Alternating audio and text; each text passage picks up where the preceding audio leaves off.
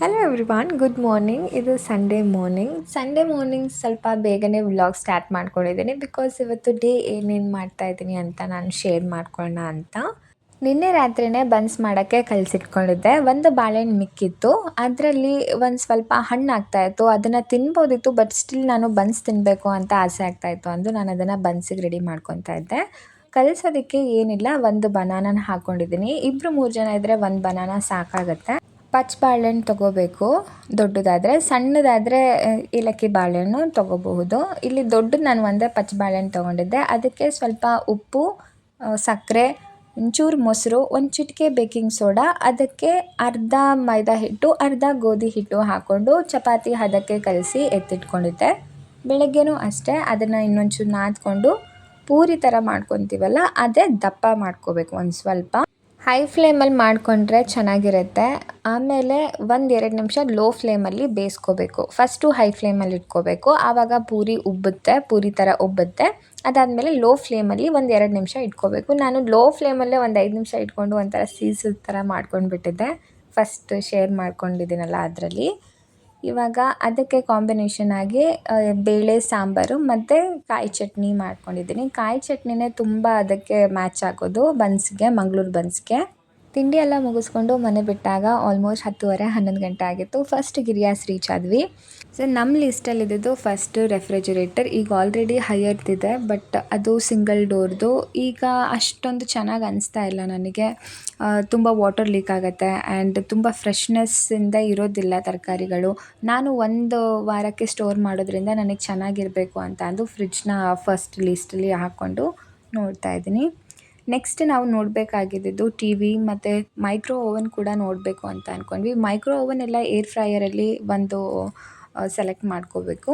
So ಯಾವುದು ಚೆನ್ನಾಗಿರುತ್ತೆ ಅದನ್ನು ನೋಡೋಣ ಅಂತ ಅಂದ್ಕೊಂಡು ಬಂದ್ವಿ. ಈಗ ಆಲ್ರೆಡಿ ಹೈಯರ್ದು ಫ್ರಿಡ್ಜ್ ಇದ್ದಿದ್ದರಿಂದ ನಾವು ಬಾಷಲ್ಲಿ ಡಬಲ್ ಡೋರು ಮತ್ತು ಮಿನಿಮಮ್ ಲೀಟರ್ಸ್ದು ನೋಡೋಣ ಅಂತ ಅಂದ್ಕೊಂಡ್ವಿ. ಮಿನಿಮಮ್ ಲೀಟರ್ಸೇ ಇಲ್ಲಿ 340 ಇತ್ತು. ಸೊ ನಮಗೆ ಅದು ತುಂಬ ದೊಡ್ಡದು ಅನಿಸ್ತು. ಬಟ್ ಸ್ಟಿಲ್ ನೋಡೋಣ, ಚೆನ್ನಾಗಿರೋದಾದರೆ ಒಂದು ಆಪ್ಷನ್ ಇರಲಿ ಅಂತ ಅಂದು ನೋಡಿದ್ರೆ ಅಲ್ಲಿ ಬಾಷ್ದು ಅವರು ಇಟ್ಕೊಂಡಿರಲಿಲ್ಲ ಮಾಡೆಲ್. ಅವರು ಸಿಸ್ಟಮಲ್ಲಿ ತೋರಿಸ್ತಾಯಿದ್ರು, ಬಟ್ ನನಗೆ ಅಷ್ಟೊಂದು ಸ್ಯಾಟಿಸ್ಫೈ ಅನ್ನಿಸ್ಲಿಲ್ಲ. ನಾನು ಹೀಗೆ ಇರಬೇಕು ಅಂತ ಅಂದ್ಕೊಂಡಿದ್ದಕ್ಕೆ ಸೊ ಅಲ್ಲಿ ಆ ಥರ ಸಿಗಲಿಲ್ಲ, ಅಲ್ಲಿಲ್ಲ ಅಂತ ಅಂದರು. ನಾನು ಗ್ಲಾಸ್ ಡೋರ್ದು ನೋಡ್ತಾ ಇದ್ದೆ, ಬಟ್ ಅಲ್ಲಿ ಗ್ಲಾಸ್ ಡೋರ್ದು ಏನಿಲ್ಲ ಅಂತ ಅಂದರು. 540 ಲೀಟರ್ಸಿಂದ ಸ್ಟಾರ್ಟ್ ಆಗುತ್ತೆ ಅಂತ ಅಂದರು. 540 ಲೀಟರ್ಸ್ ಅಂದರೆ ಸಿಕ್ಕಾಪಟ್ಟೆ ದೊಡ್ಡದು. ನಾವೇನು ಒಂದು ಬೀರ್ ಯೂಸ್ ಮಾಡ್ತೀವಲ್ಲ, ಇದು ಅಲ್ಮೇರ ಆ ಥರ ಇತ್ತು ಫುಲ್. ಟಿ ವಿನೂ ಅಷ್ಟೇ. ಇವಾಗ ಮನೆಯಲ್ಲಿ ಕರೆಂಟ್ 39 ಇಂಚಸ್ದಿತ್ತು. ಸೊ ನಾವು ಅದಕ್ಕೆ 39 ಇಂಚಸ್ದೇ ನೋಡೋಣ ಅಂತ ಅಂದ್ಕೊಂಡ್ವಿ. ಟಿ ವಿ ಆದಷ್ಟು ಅವಾಯ್ಡ್ ಮಾಡ್ತಾ ಇದ್ದೀನಿ, ಬಟ್ ಸ್ಟಿಲ್ ಮನೇಲಿ ಒಂದು ಟಿ ವಿ ಇರಬೇಕು, ಅಡ್ವಾನ್ಸ್ಡ್ ಫೀಚರ್ಸಲ್ಲಿರೋ ಟಿ ವಿ ಇರಬೇಕು ಅಂತ ಅಂದು ನೋಡ್ಕೊತಾ ಇದ್ದೆ. ಸೊ ಇಲ್ಲಿ ರೆಫ್ರಿಜರೇಟರ್ ಬಾಷ್ದು ಸಿಗಲ್ಲ ಅಂತ ಅಂದು ನಾವು ಡೈರೆಕ್ಟಾಗಿ ಬಾಷ್ ಶೋರೂಮ್ಗೆ ಹೋದ್ವಿ. ಅದು ಸೇಮ್ ರೋಡಲ್ಲೇ ಇರೋದ್ರಿಂದ ನಮಗೆ ಅನುಕೂಲ ಆಯಿತು. ಸೊ ಅಲ್ಲಿ ನೋಡಿದ್ರೆ ಜಾಸ್ತಿ ಆಪ್ಷನ್ನೇ ಇರಲಿಲ್ಲ. ಒಂದು 4 ಇಟ್ಕೊಂಡಿದ್ರು. ಅದಲ್ಲಿ ಕರೆಕ್ಟಾಗಿ 1 ಲೀಟರ್ಸ್ದು ಅಂದರೆ ಇಷ್ಟು ಲೀಟರ್ಸ್ದು ಒಂದು, ಇಷ್ಟು ಲೀಟರ್ಸ್ದು ಒಂದು ಅಂತ ಜಸ್ಟ್ ಒಂದು ಮಾಡೆಲ್ ತೋರಿಸೋದಕ್ಕೆ ಅಂತ ಡಿಸ್ಪ್ಲೇಗೆ ಅಂತ ಒಂದು ಇಟ್ಕೊಂಡಿದ್ರು.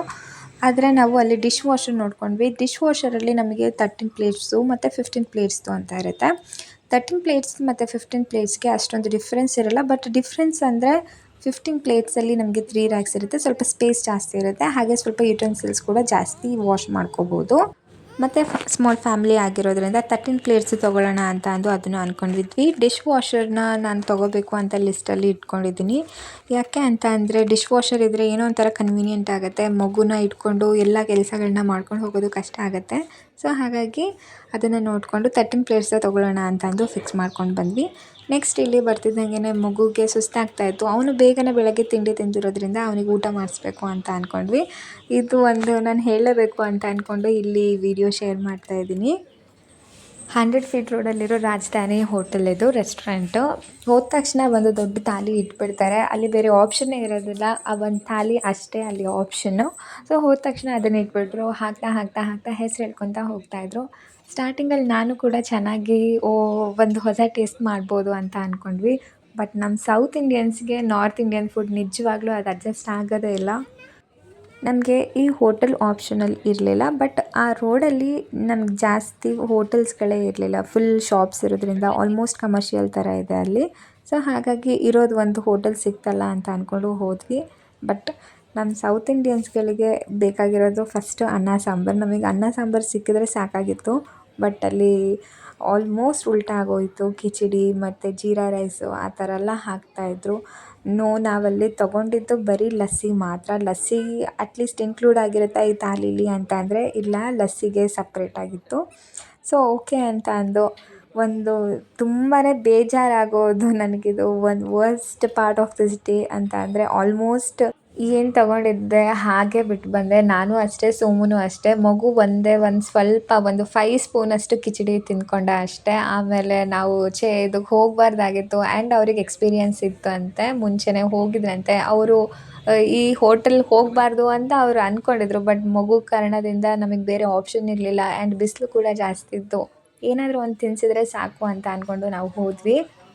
ಈ ವಿಡಿಯೋ ಕ್ಲಿಪ್ಪಿಂಗ್ ತೊಗೋಬೇಕಾದ್ರೆ ಅವ್ರು ಹೇಳ್ತಾಯಿದ್ರು, ಬೇಡ ಮಾಡಬೇಡ, ಹೊಟ್ಟೆ ಉರಿಯುತ್ತೆ, ಇಷ್ಟೊಂದು ದುಡ್ಡು ಕೊಟ್ಬಿಟ್ಟು ನಾವು ಎಲ್ಲ ಊಟ ಹಾಗೆ ಬಿಟ್ಟು ಬರ್ತಾಯಿದ್ದೀವಿ, ತೆಗಿಬೇಡ ಅಂತ ಅಂತಿದ್ರು. ಇಲ್ಲ, ನಾನು ಒಂದು ಮೆಮೊರಿ ಇರುತ್ತೆ.